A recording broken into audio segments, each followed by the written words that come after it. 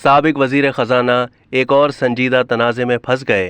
साबिक वजीर खजाना शौकत तरीन खैबर पख्तूनख्वा के वजीर खजाना तैमूर झगड़ा को की गई एक मोबाइल फ़ोन कॉल के सामने आने के बाद एक संजीदा तनाज़े में फंस गए। तैमूर झगड़ा का कहना है कि दोनों के दरमियान व्हाट्सएप नहीं कॉल थी, जबकि शौकत तरीन के मुताबिक मज़कूरा कॉल जदीद तरीन टेक्नोलॉजी और आलात की हामिल एक इंटेलिजेंस एजेंसी ने रिकॉर्ड की कि जिसके पास रिकॉर्डिंग का निहायत पेचीदा निज़ाम मौजूद है। उन्होंने मुबैना कॉल में मुल्की मफाद के खिलाफ इक़दाम का मुतालबा किया ताकि पार्टी चेयरमैन इमरान खान के खिलाफ कानूनी कार्रवाई का बदला लिया जा सके।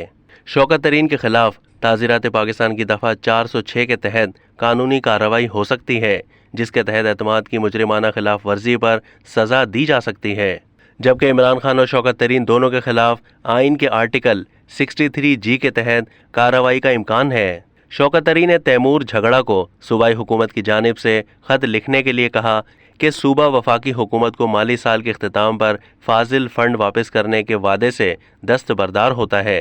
शौकत तरीन और तैमूर झगड़ा इसके ज़रिए IMF के इमदादी पैकेज को सबूताज़ कर सकते थे। अब तक के लिए इतना ही। मज़ीद मालूमात के लिए डेली जंग के YouTube चैनल को सब्सक्राइब कीजिए और फेसबुक के पेज को भी लाइक कीजिए।